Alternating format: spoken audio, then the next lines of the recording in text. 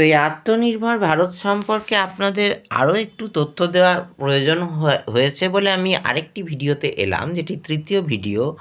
এই ভিডিওর ক্ষেত্রে আপনারা দেখে থাকবেন যে সেমিকন্ডাক্টর ইন্ডাস্ট্রিতে প্রথমে ডিজিটাল লজিক ডিজাইন শেখার পর ভিএলএসআই টেকনোলজি শেখার জন্য ভিএইচডিএল ভেরিলগ হার্ডওয়্যার ডেসক্রিপটিভ ল্যাঙ্গুয়েজ প্রোগ্রামিং শিখতে হয়। সেটাকে রান করাবার জন্য ভিভাডো সফটওয়্যার থাকে, তারপরে কেডেন্স সফটওয়্যার থাকে। তো সেগুলো তো হলো ফ্রন্ট এন্ডের কাজ। এবার ব্যাক এন্ডের ক্ষেত্রে এএসএমএল কোম্পানির ফটোলিথোগ্রাফি মেশিন থাকে এবং এতে বিশাল বড় ভিএলএসআইয়ের প্লান্ট যুক্ত থাকে।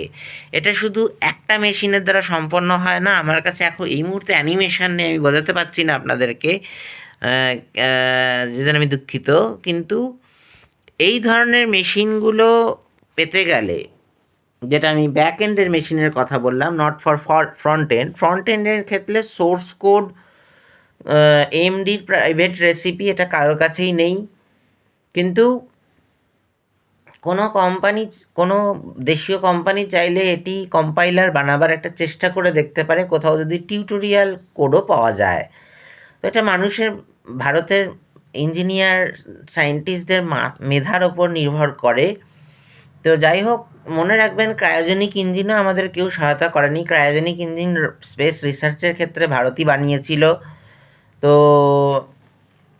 আমি আশা করি এএমডি কোম্পানি, তাইওয়ানের সেমিকন্ডাক্টর ফেব্রিকেশন কোম্পানি, নরওয়ের এসএমএল ফটোলিথোগ্রাফি মেশিনের কোম্পানির সঙ্গে ভারতের ঘনিষ্ঠতা করার দিকে ভারত সরকার এগিয়ে যাবে। তাহলে ভারতের ক্ষেত্রে যেটা ডিজিটাল পরাধীনতা সেটা কমবে। তো কোন কোন ক্ষেত্রে এসব ফেব্রিকেশন টেকনোলজি অলরেডি হয় বলে দিই। আমেরিকায় হয়, চায়নায় হয়, রাশিয়ায় হয়। উপরে যদি দেখা যায়, এখানে যাক, আমি এখন নরওয়ের অবস্থানটা খুঁজে পাচ্ছি না।